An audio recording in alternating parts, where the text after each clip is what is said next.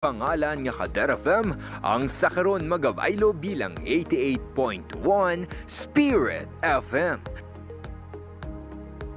Ang ining istasyon ng ginapanag-iyahan sang Archdiocese St. Capiz kag ginadumalahan St. Capiz Archdiocesan Social Action Center ug Kasak sa idalom sang pag-iya St. Catholic Media Network. Sa amon mga kaalagad, saligan ninyo ang amon padayon nga pagdulong sa mga dekalidad nga mga balita kag impormasyon, entertainment kag serbisyo publiko. Spirit FM, mas ginpabaskog, mas ginpasangkad, kag mas ginpasanyog. Ini ang 88.1 Spirit FM, ang alagad nyo sa pagtuo kag pagserbisyo.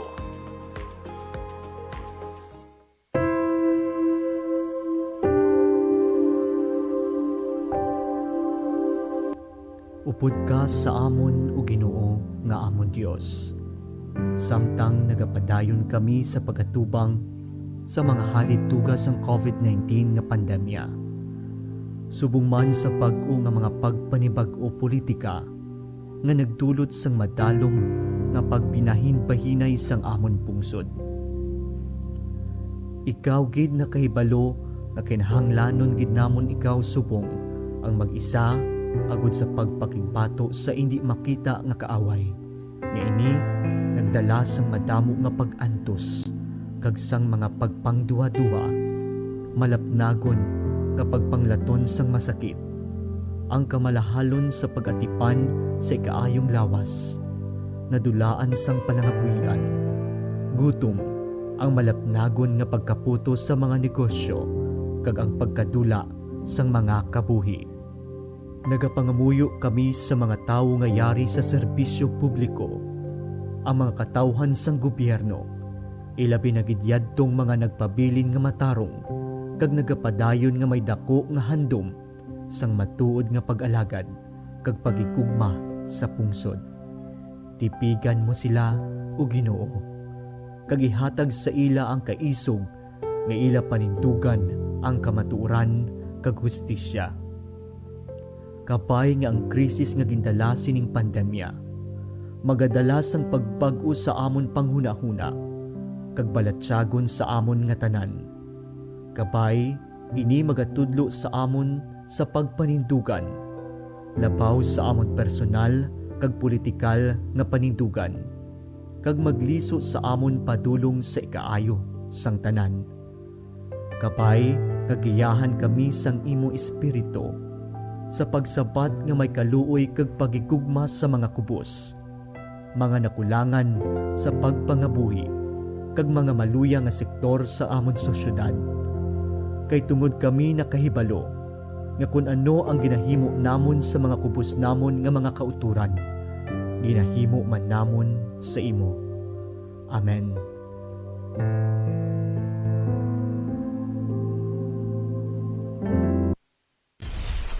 Ang dengue, isa ka acute viral infection nga makuha paagi sa kagat sang lamok nga Aedes aegypti. Ini nga balatian makalalaton kag makamamatay. Kung mapabayaan ang tawo nga malatnan sini nga balatian, mahimo ini mangintunaan sang iya kamatayon. Yari ang mga sintomas sang balatian nga dengue.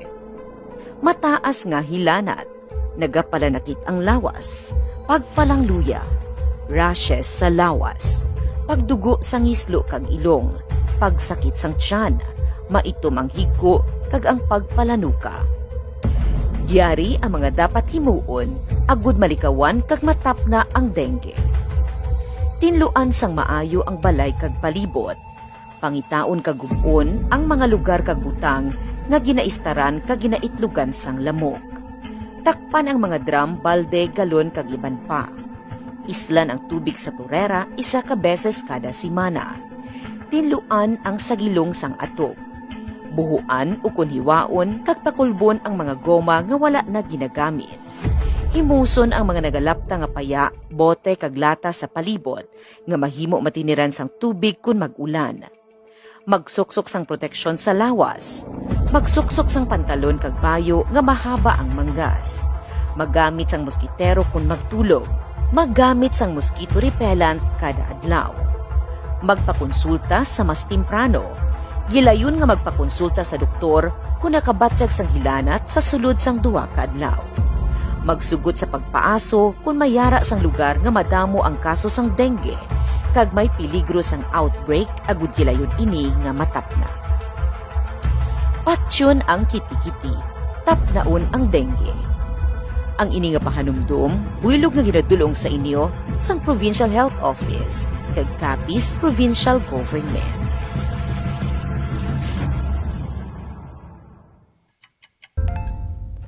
Oras sa 88.1 Spirit FM, alas 5:31 sa hapon. Kasak Special Coverage. Kasak Special Coverage. Mga palantayan nga balita kag impormasyon tuwing sa isyu nga nagasugata sa aton. Mga dapat ninyo mahibaluan sa nagakainabo sa aton palibot. Igadulong sa inyo sang tingog nga puwersa sa Capiz Archdiocesan Social Action Center kag sa 88.1 Kader FM. Kasak Special Coverage. Kasak Special Coverage.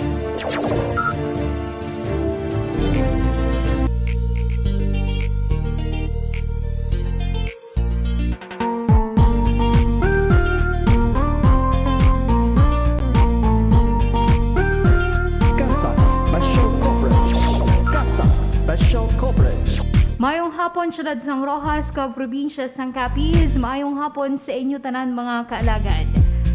Nagapamati kung nakatutok ka mo sa emergency radio station sa Archdiocese of Capiz, ini ang 88.1 Spirit FM.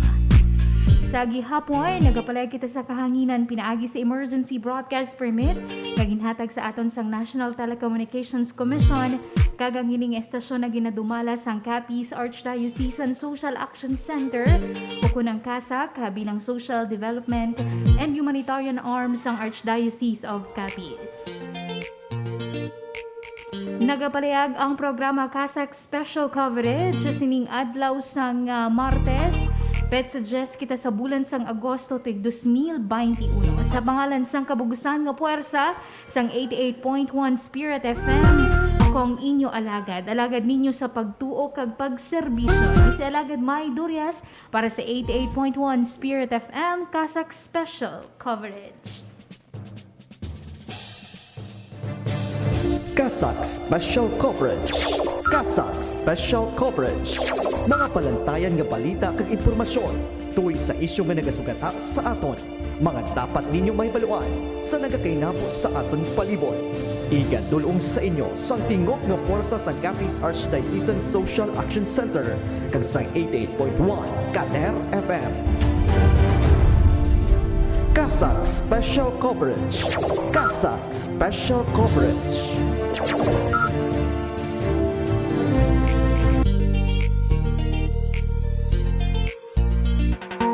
Kasak Special Coverage. Kasak Special Coverage.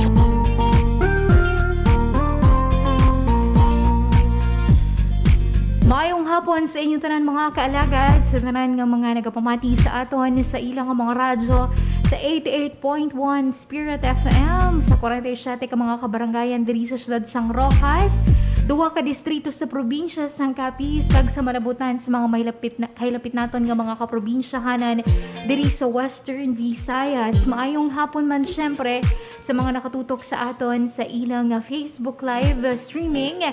Pinaagi sa aton official Facebook page ang Kasak. Happy Tuesday afternoon sa inyo tanan mga kaalagad. Sa sininga tinioy, unahon ko na ihatag sa inyo ang pinakaulihing nga impormasyon na tuhoy sa aton nga panahon diri sa Bantay Panahon.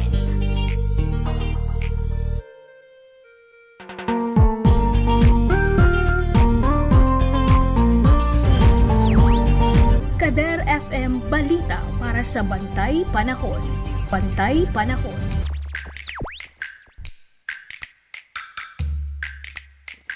Sa pinakaulihing weather report sang DOST Pag-asa nga gen-issue subong nga hapon Agosto 10, 2021 Alas 3 ang hapon nakita ng low pressure area. Yara ginabulubanta base sa available data. Yara sa 810 km east of Cagayan, southwest monsoon naman ang nag-aapekto sa extreme northern Luzon. Sa mga lugar sa Metro Manila kagabugusan sang Luzon, ang mangin weather forecast condition, maginalumon nga mga kalangitan, nga mayara sang lapta-lapta nga mga rain showers kag thunderstorms sinitugas sang LPA kag sang southwest monsoon. Samtang sa Visayas kag Mindanao maka-eksperyensya sang partly cloudy to cloudy skies with isolated rain showers. Tuga naman sang mga localized thunderstorms. Ang pinakamainit nga temperatura na record kagaina ala 1:50 sang hapon nga 29.6 degrees Celsius. Ang aton sunrise kagaina sang aga alas 4:41 samtang gatuno naman ang adlaw alas 6:22 subong nga hapon. Kader FM Balita para sa Bantay Panahon. Bantay Panahon. Sa siningatin niyon, idulong ko naman sa inyo ang pinakauling updates ng COVID-19 diri sa probinsya sang Capiz, sa Western Visayas, sa bugos nga kalibutan kag sa Pilipinas.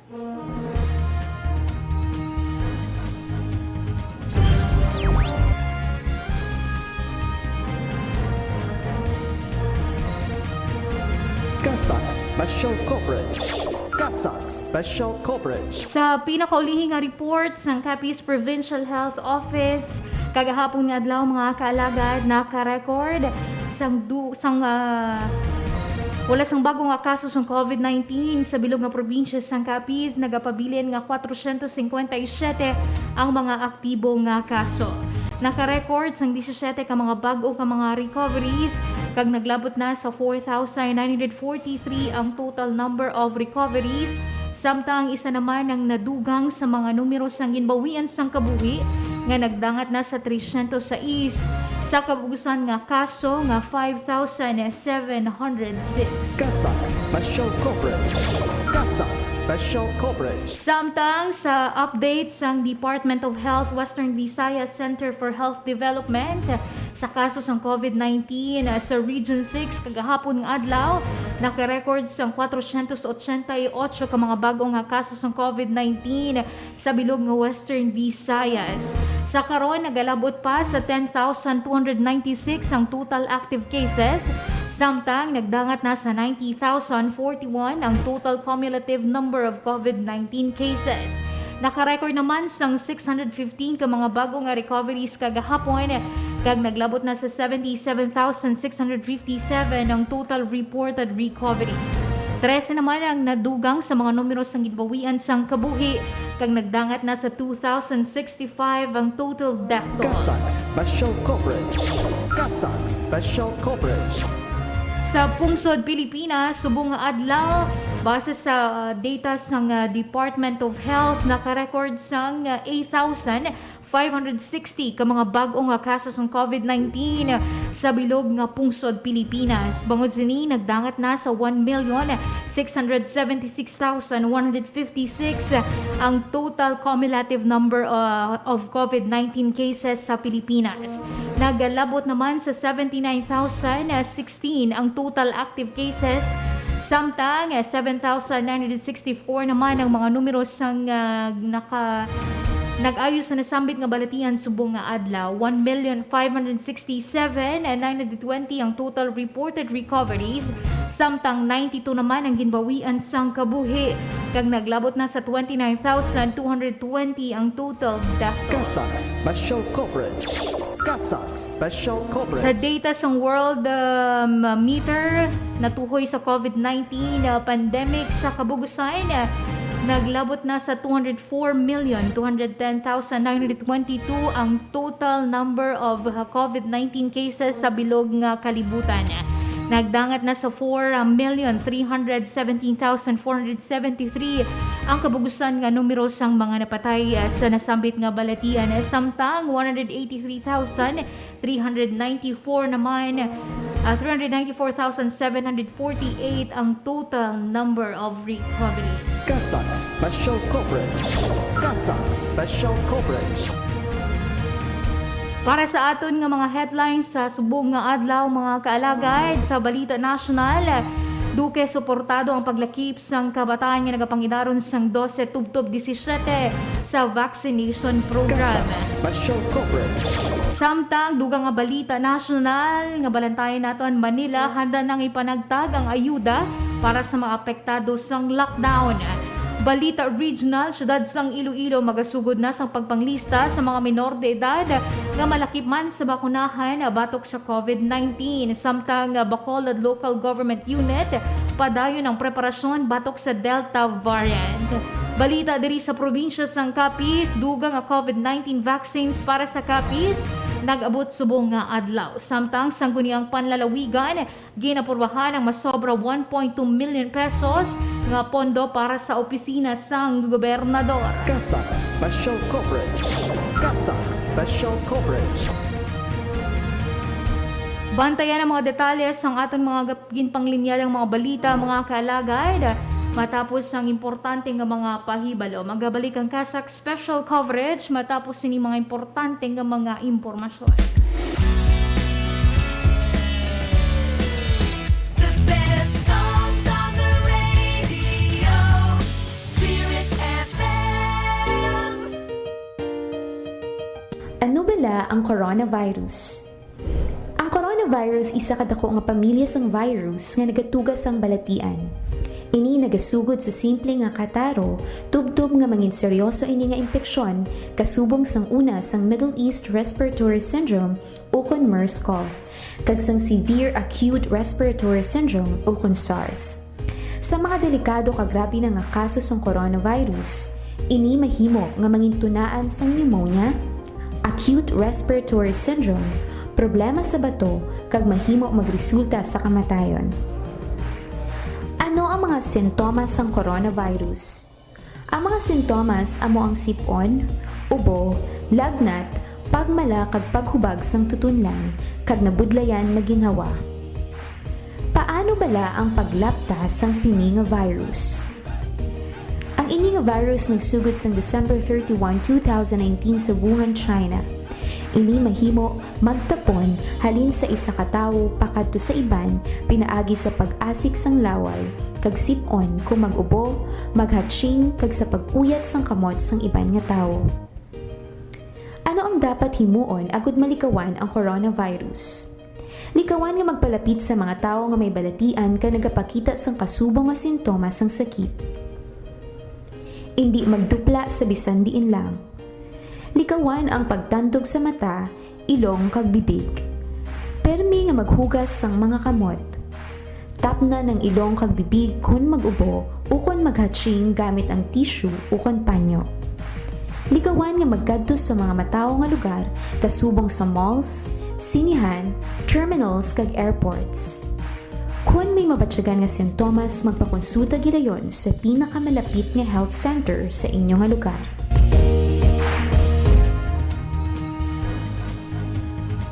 Kasak Special Coverage. Kasak Special Coverage. Oras nato na alas 5:44 sa hapon, yari na ang mga headlines. Kasak Special Coverage. Kasak Special Coverage. Para sa Balita Nasional, Duque, suportado ang paglakip sa mga kabataan nga nagapangidaron sang 12 tubtob 17 sa vaccination program. Kasak Special Coverage. Samtang Manila, handa na nga ipanagtag ang ayuda para sa mga apektado sa lockdown. Kasak Special Coverage. Kasak Special. Samtang Balita Regional, syudad sang Iloilo, magasugod naman na sa pagpalista sa mga minor de edad nga malakip nga bakunahan batok sa COVID-19. Special Coverage. Kasak Special Coverage. Bacolod LGU, padayon ng preparasyon batok sa Delta variant. Kasak Special Coverage. Samtang dugang nga COVID-19 vaccines para sa Capiz nag-abot subong nga adlaw. Special Coverage. Kag sangguniang panlalawigan, ginaprobahan ng sobra 1.2 milyon nga pondo para sa opisina sang gobernador. Kasak Special Coverage. Kasak Special Coverage. Nagpalabot sang suporta sa Department of Health Secretary Francisco Duque III sa sining proposal nga ilakip sa mga listahan sang bakunahan batok sa COVID-19 ang mga kabataan nga nagapangidaron sang 12 tubtob 17. Ibalaw nato ng detalye sang sining nga balita sa report ni Alagad Apple Queen Labrador. Kasak Special Coverage. Kasak Special Coverage. Nagpalabot sang suporta si Department of Health Secretary Francisco Duque III sa proposal nga iupod sa vaccination program ang mga kabataan nga nagaedad 12 tubtob 17 anyos agud nga maproteksyonan batok sa COVID-19. Sa pahayag sini sa isa ka interview, ang nasambit nga topiko ang nagakinahanglan pa nga tun-an sa liwat sang vaccine expert panel kag sang vaccine expert group. Apang sa iya personal nga opinyon, nagpahayag ini nga nagakaigo na nga ilakip sa mga bakunahan ang mga kabataan kag dapat umpisahan na ini sa pinakamadali nga panahon, ilabi na sa mga may comorbidities. Pagpaatag sini sa kaso sang Philippine General Hospital, mayara sang 6 ka mga 6 pediatric patients nga yara sa kritikal nga sitwasyon bangod sa COVID-19 kag duha sa mga ini ang mayara sang comorbidities. Nauna na nga ginpahayag ni vaccine star Carlito Galvez Jr. nga plano nga suguran sang gobyerno ang pagpangbakuna sa katapusan sang Setyembre ukon Oktubre. Dugang pasini ang nasambit nga proposal ang napalabot na sa National Immunization Technical Advisory Group agud malakip sa listahan ang kabataan. Samtang sa mga bakuna sa karon, ang Pfizer lamang ang mayara sang emergency use authorization para sa mga nagaedad sang 12 tubtob 15. Alagad mo sa pagtuo kag pagserbisyo. Ini si Alagad Apple Queen Labrador, 88.1 Spirit FM. Kasak Special Coverage. Kasak Special Coverage. Samtang sa ibang nga balita national, ginpahayag sa karon sang Local Government of Manila kag sang Manila Department of Social Welfare nga handa na kung preparado na sila sa pagpanagtag sang mga ayuda para sa naapektuhan sang enhanced community quarantine o kung lockdown sa Metro Manila. Para sa pagdulong sang detalye sang sininga balita ay balo naton sa report ni Alagad Maria Jean Lorid Paz. Kasak Special Coverage. Kasak Special Coverage.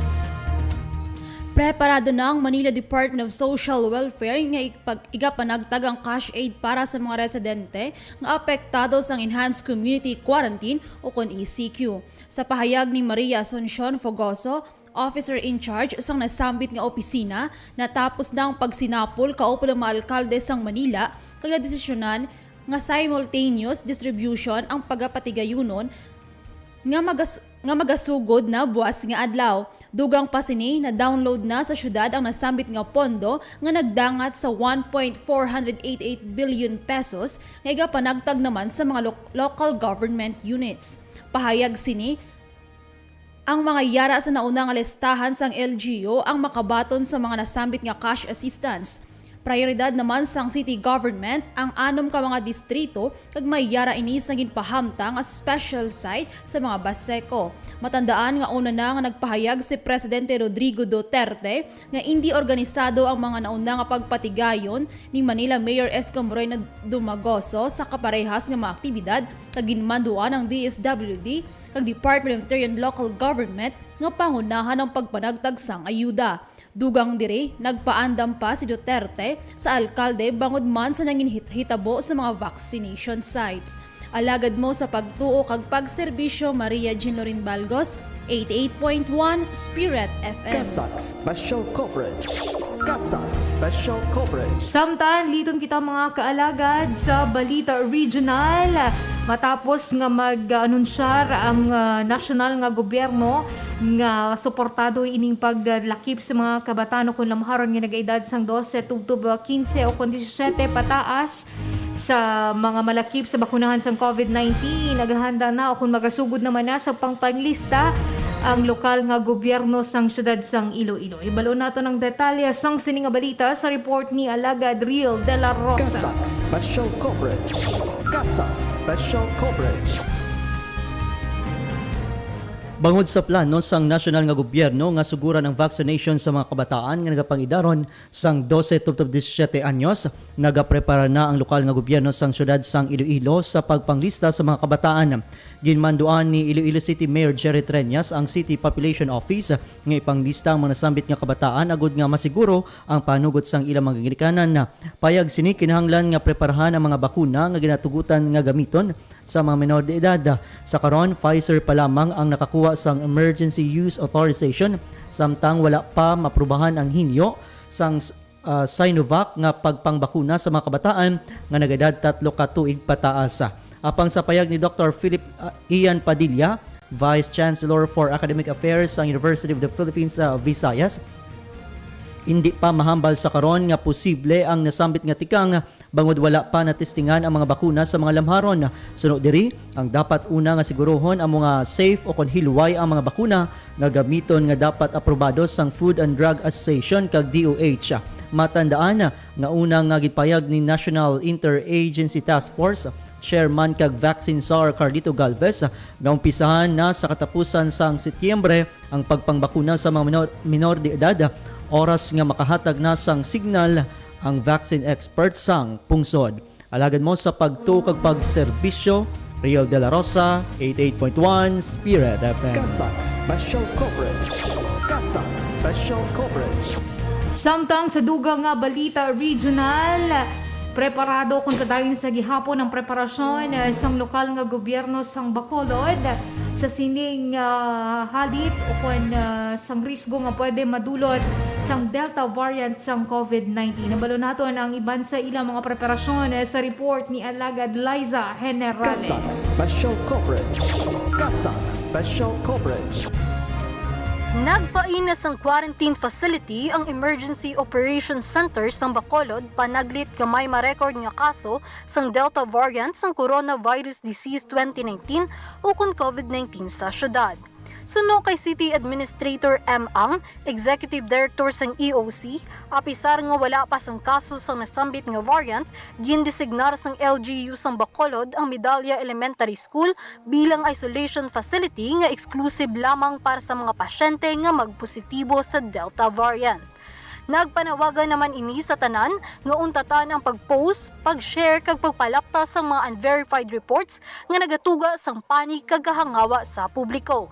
Ginpahayag sini nga sa nagligad nga Agosto 7, nakabaton ini sang text message nga nag-report sang Delta variant case sa isa ka pribado nga ospital sa syudad, apang ginathag sa iya ni Dr. Jane Juanico sang Department of Health in Region 6 nga wala pa sang kaso sang nasambit nga variant. Pahanugyan sini sa publiko, magbinuligay agud nga matapna ang COVID-19. Samtang, nagahulat naman sa karon sang dugang nga 15,000 doses sang Moderna vaccines gikan sa national government kag bago nga batch sang AstraZeneca vaccines kag ginbakal naman sang LGU sang syudad nga parehas nga mag-abot sa bunga semana. Sa karon, yara sa alert level 3 o kung may mataas nga COVID-19 infection kag healthcare utilization rate ang Bacolod, base sa bago nga alert level classifications sang Department of Health. Alagad mo sa pagtuo kag pagserbisyo.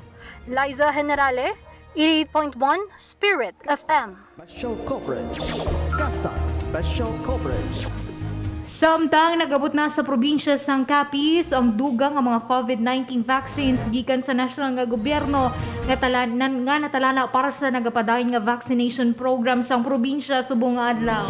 Dugang nga 5,000 doses ang Sinovac vaccines kag 9,940 doses naman sang Moderna ang nagabot sa Capiz gikan sa national government pinaagi sa Department of Health Western Visayas Center for Health Development. Nakapartinisar para sa mga nalakip sa A2 category o kung sa mga senior citizens sa mga nasambit nga mga bakuna nga pagkapatigayuno ng pagpanagtag sa mga local government units pinaagi sa talatapan sa Provincial Health Office. Dako naman ang pagpasalamat sa gobyerno probinsyal sa mga nasambit nga bakuna nga personal nga ginbato ni Provincial Administrator Dr. Chinel Monares kag Acting PHO Head Dr. Alex T. Nolasco. Nagapati naman ang provincial government nga pinaagi sa mga nasambit nga bakuna mas madamo nga mga kapisnon ang mapalayo sa halit nga dala sang COVID-19. Kasak Special Coverage. Kasak Special Coverage. Samtang aprobado sang sangguniang panlalawigan sang kapis ang masobra 1.2 million pesos nga pondo nga ginhinyo sang opisina ni Governor Esteban Evan Contreras. Sibalon nato ng detalye sang sining nga balita sa report ni Alagad Maria Jean Lorin Balbo. Kasak Special Coverage. Kasak Special Coverage.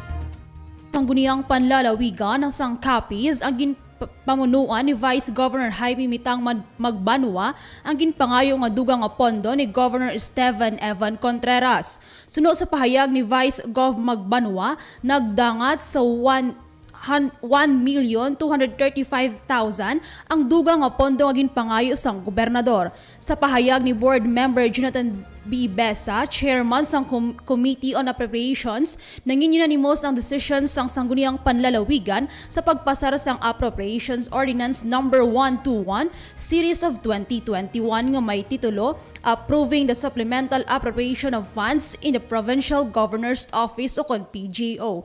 Dugang pa ni Besa, pagakuhaon ang nasambit nga pondo sa surplus sang tuig 2019 nga pagagamito naman sa Provincial Government Office sa repairs and replacement of capitol windows sa provincial capital. Alagad mo sa pagtuo kag pagserbisyo, Maria Jean Lorin Balgos, 88.1 Spirit FM. Kasak Special Coverage. Kasak Special Coverage. Nabatian mga kaalagad ang mga balita gikan diri sa hulot balitaan sang 88.1 Spirit FM. Kasak Special Coverage.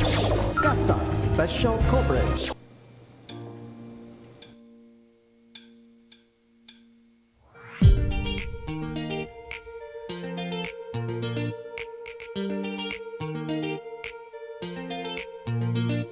Kasak Special Coverage. Kasak Special Coverage. Oras naton mga kaalagad, alas 5:57 sa hapon. Nagkagutom na lamang diri ang aton nga programa. Madamo nga salamat sa tanan nga nagupod sa aton sa sining edisyon sang Kasak Special Coverage. Sa pangalan sang kabugusan nga puwersa sang 88.1 Spirit FM sa aton nga overall chairman, His Eminence Jose Cardinal Advincula, Managing and Social Action Director Reverend Father Mark Ranflor, sa pangalan sang aton program manager Father Francisco Casalda Jr., Station Manager Reverend Father John Dave Ibalia, kag sa mga technical directors Engineer RJ Borja, Alagad Mingming Wego, kag sa akong partner technical Alagad Maria Jean Lorin Balbo. Sa ko naman ang inyo nangin alagad ninyo sa pagtuo kag pagserbisyo. Ni si Alagad May Durias para sa 88.1 Spirit FM Kasak Special Coverage. Sa amon mga pinalangga nga mga tagpalamati, ang aton temporaryo nga pagpangalagad sa kahanginan gamit ang 88.1 nga radio frequency sa pangalan nga Kader FM, ang sakaron magabaylo bilang 88.1 Spirit FM.